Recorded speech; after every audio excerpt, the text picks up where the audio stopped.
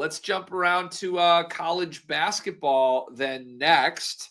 If you don't mind here, I'll have you start from a futures perspective for college hoops. Sure. And kind of just want to do a pulse check on this. It's been a few weeks since we've had this conversation, and not a ton has changed, but there's been some shifts.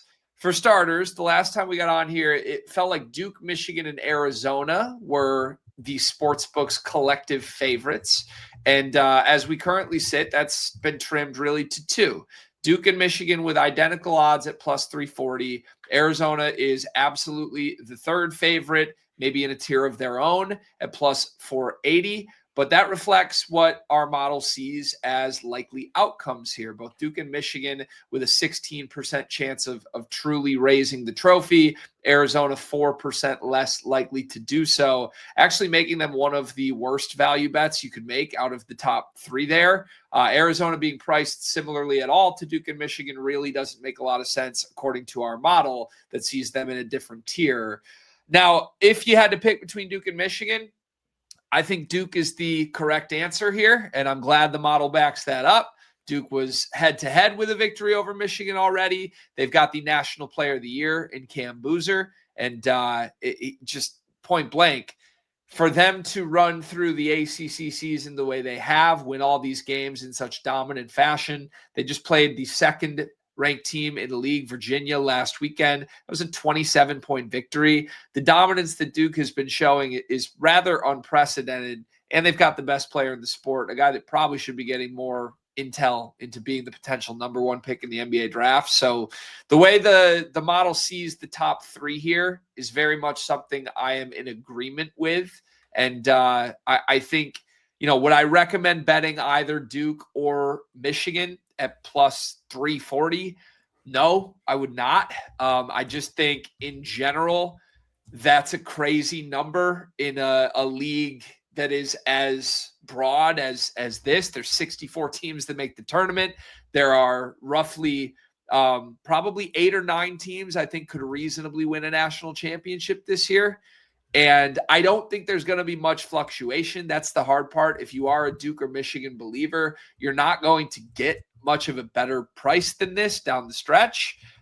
It's kind of one of those things where, to me, you may have missed your window not betting them earlier in the season, which makes Dimers Pro more valuable, because if you had Dimers Pro going back to November, Michigan was 15-1 at the beginning of the season before they've risen up the ranks to plus 340.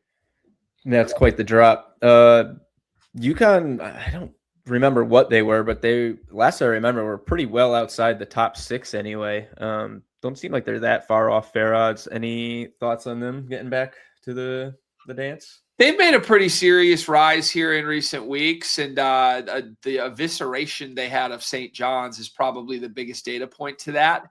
The problem with UConn this year has been that they have a lot of unimpressive wins, if you can even say that. They're not exactly an analytics darling, because games they're supposed to win by 15, they usually win by 6. And I think the explanation we've heard from Dan Hurley is largely, well, hey, we're UConn. It's not March yet. Like, when we need to lean up in our seats, we will. We're so clearly the class of this league, and quite frankly, we get bored. And I'm starting to buy that there's a legitimate argument there, because the St. John's game was really the only marquee game they've played in 2 months in a down year for the Big East. And I mean, they held them to 40 points and beat them by 30 plus in that game. So I've been a UConn skeptic all year. I personally wouldn't touch them, but I do think it's noteworthy for sure, as you mentioned, that they're sort of our model's 6th likely champion here, and that they've surpassed teams like Illinois and Iowa State, who really are more of the analytics darlings this year. I can't help but, when you say they have a lot of unimpressive wins, think of another team from New England that had a lot of unimpressive wins this past season, and it came back to haunt them at the end. Some similarities there, undoubtedly some similarities there.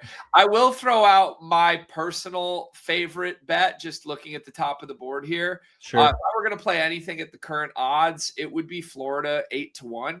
These are the defending champs, but I think they have earned their way into the quote unquote top four. Being considered the fourth best team in the sport, you would think they get a 1 seed in the NCAA tournament with the 4 regions. The thing is, they're not going to.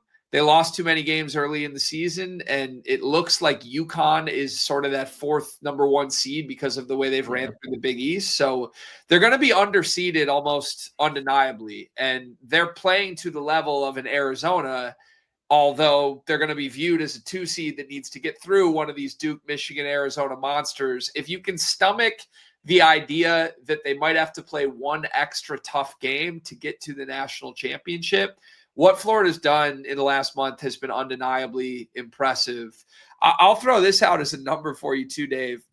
They returned 3 of the front court stars that could be in the NBA right now that are responsible for last year's national championship. Florida was the team that cut the nets down, and Alex Condon, Thomas Haug, and Ruben Chinyelu were all 3 monsters in the front court that helped them do so. The big difference between last year's team and this year's team has been the backcourt. The 2 guards, Xavier Lee and Boogie Fland, were new additions to step into the roles that Walter Clayton abandoned. And the big issue for them is that they can't make a jump shot. I mean, the story of Florida's season is that Xavier Lee is shooting 27% from 3. Boogie Fland is shooting 22% from 3. Now, who these guys have been over the course of their college career, Xavier at Princeton, Boogie at Arkansas last year, they've been good shooters. Boogie Fland's a 34% shooter on tough off-the-dribble threes last year. He's not a 22% three. It's just not real. It can't possibly be that bad. And I would point this out. In their last 4 games, he's making his threes for the first time this year. He is 7 for 14 from 3 in their last 4 games. If you are a believer in positive shooting regression, which I am, Florida is due to make shots after how they started their first 4 months. And look, they are where they are. They are our model's 4th highest projected champion here. They are the 4th best team on KenPom.com as well, with the 325th ranked 3-point percentage shooting offense.